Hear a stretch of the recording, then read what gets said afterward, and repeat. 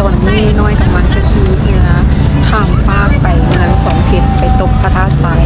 บุญปีใหม่ลาวอยู่หลวงพระบางค่าขี่เรือข้ามมาคนเงินประมาณ 10,000 กีบ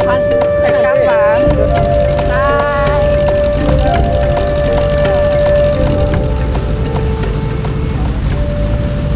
นี่มาฮอดแล้วบนชมภาคซ้ายของเขตหลวงพระบางพระธาตุพูดใหญ่เลย2 อันเสียดายเพิ่นบ่ให้เข้าไปทางที่ทางใน